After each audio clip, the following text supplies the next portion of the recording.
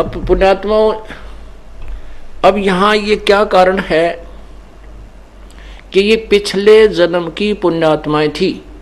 जैसे टटीरी एक पक्षी था, पर टटीरी एक पक्षी है और उस टटीरी पक्षी वाले जो टटीरी वाले श्रेणी का एक टटीरी थी, उसने महाभारत के युद्ध के दौरान कुरुक्षेत्र में अंडे उत्पन्न कर दिए, अंडे पैदा कर दिए। उधर से दोनों तरफ से सेनाएं इकट्ठी होगी और युद्ध का बिगुल बज गया। तब उस संतनी ने, उस टटीरी ने, जो पूर्व जन्म की संतनी थी, अंतरात्मा से पुकार की, हे परमात्मा मेरे अंडों की, मेरे बच्चों की रक्षा करो। इंद्र के हाथी का घंटाला टूट गया, बहुत बड़ा घंटा, 88,000 मन का बताया है, वो गिर गया वहां पर। उन अंडों के ऊपर पूरा महाभारत युद्ध समाप्त हो लिया, करोड़ों व्यक्ति मर गए, अग्निबाण चले, लेकिन वो अंडे नहीं खत्म हुए। तो वो न तो कोई पूजा वर्तमान में कर रही थी, ना कोई इष्ट न जाने थी। अंतर की पुकार व ममता बच्चों से की तरफ उसकी आत्मा की भाषा को भगवान समझता है। उस पूर्ण परमात्मा ने ही आकर के उस टटीरी के अंडों की भी रक्षा की थी। कहते हैं, सो छल छिद्र मैं करूं अपने जन के काज, अरणक सिपो जो मार दो मैं नरसिंह दर लूं साज। तो ये जो कथाएं उनको रटा करा रखा था, रटा रखी थी कि नामदेव ने दूध पियाया, ऐसे भैंस के सींग में भगवान पैदा हो गया है। और रविदास जी को भी ऐसे ही एक बार राजा ने परेशान किया था, तो उन्होंने भी पत्थर, क्योंकि पहले रविदास जी भी शास्त्र विरुद्ध साधना ही किया करते थे। परमात्मा कबीर जी के शरण में आने के बाद उन्होंने सत साधना स्वीकार की थी। तो उस राजा ने भी उनको जान से मारने के लिए धमकी दे दी थी कि या तो मेरे सामने दूध पिला के दिखा रैदास, नहीं तो तेरी गर्दन कलम कर दी जाएगी। क्योंकि रविदास जी ने भी पहले दूध पिलाया था। रविदास जी के माता पिता ने भी जन को यही कह दिया था कि मेरे बेटे ने पत्थर के भगवान श्री कृष्ण जी को, ठाकर जी को दूध पिला दिया। तो रविदास जी की प्रार्थना से भी दूध पत्थर ने, उस परमात्मा ने पिया था, पत्थर ने नहीं पिया था। परमात्मा प्रकट हुए, दूध पिया, अंतर्ध्यान हो गए थे। ऐसे नरसिंह जी जो थे वो भी मूर्ति पुजारी ही थे। तो यहां कह रहे हैं कि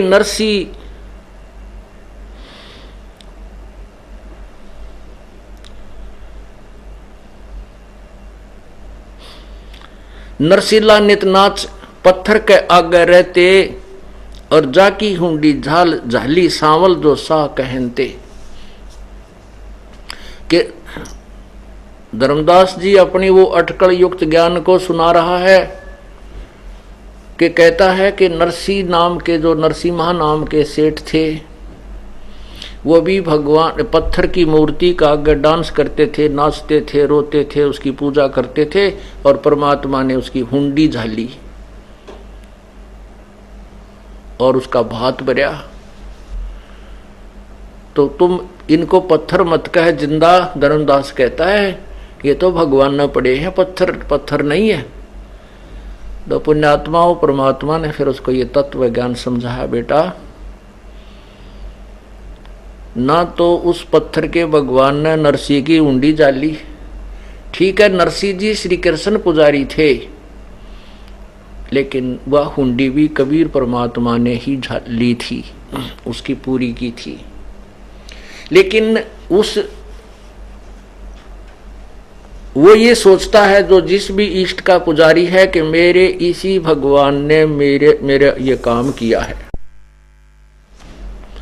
परमात्मा कहते हैं, पिछले ही पुण्य से होते हैं पूर्ण हंस मुराद, के पिछले ही जो साधना पुण्य तूने किया हुआ उससे ही तेरी पूर्ण मुराद हो रही है। जब तक तू भविष्य की साधना ठीक नहीं कर रहा, तब तक तेरे पूर्व जन्म की कमाई से ही तेरे काम हो रहे हैं।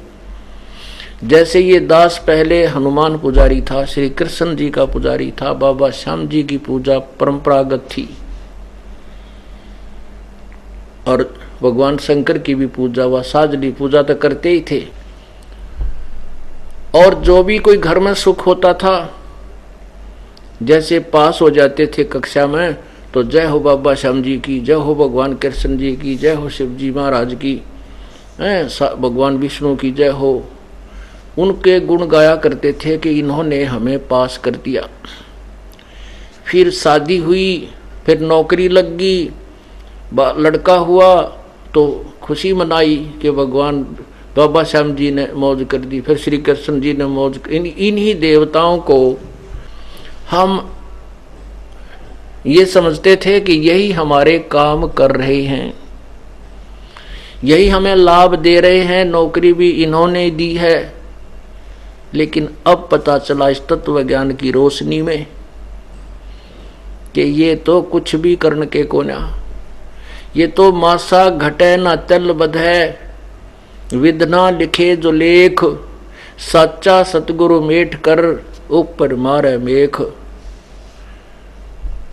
जैसे आपने कल शिव महापुराण में पढ़ा, युकाल भगवान कहता है ब्रह्मा और विष्णु को कि तुम अपने आप को भगवान मान बैठे हो, तुम भगवान नहीं हो,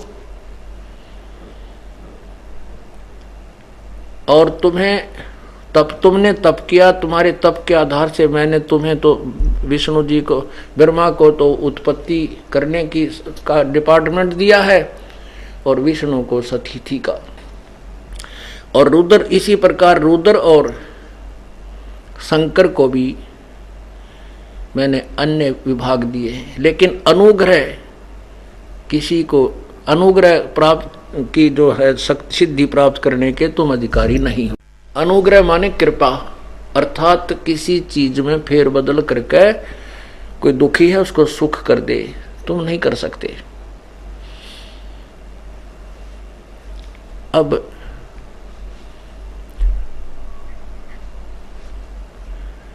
वो परमात्मा, आप विचार कीजिए, ये काल उन पुण्यात्माओं का दुरुपयोग करता है जो कभी परमेश्वर के चरणों में रहे हैं, और वो उस समय सतभक्ति करते थे और किसी कारण से परमात्मा से दूर चले गए, पार नहीं हो पाए।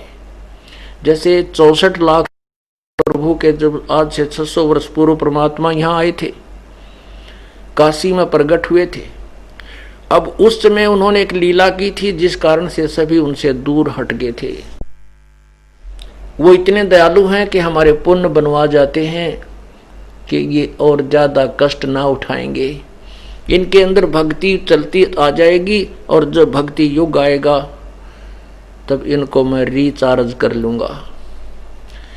अब आपको एक श्वास का सिमरण जो सतनाम दिया जाता है उसकी बहुत कीमत है, उसकी बहुत वैल्यू है।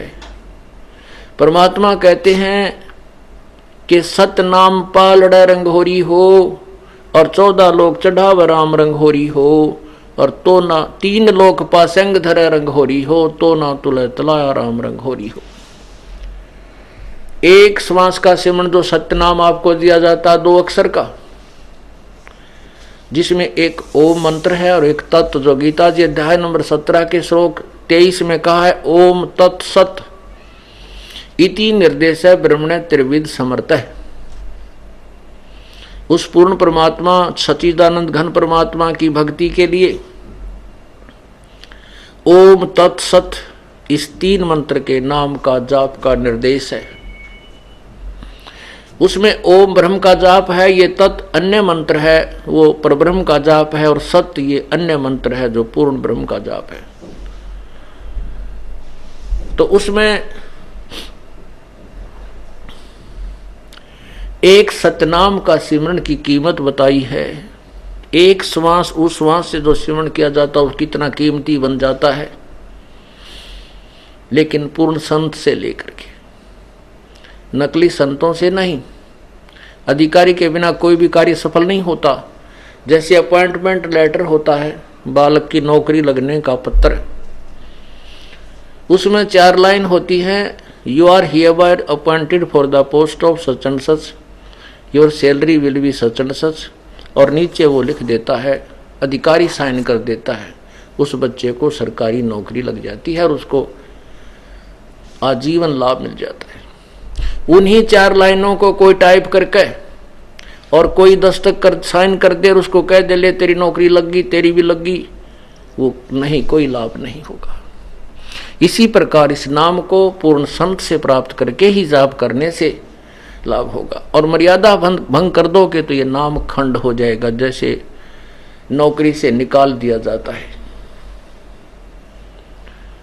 तो ऐसी साधनाएं आप जी कितना स्मरण करते हो? कम से कम 500, 400, 1000 श्वास के जाप तो अवश्य ही करते होगे, कम से कम। और एक श्वास की कितनी कीमत है? आप कितने धनी हो रहे हो और जरा सी मर्यादा भंग कर दी, काल के जाल में रह जाते हो। और फिर यहीं पर पुनर्जन्म होता है, तो आपकी वो कमाई परमात्मा के साथ की हुई वो अपने आप प्रकट होने लग जाती है। बोलो सतगुरुदेव की जय हो।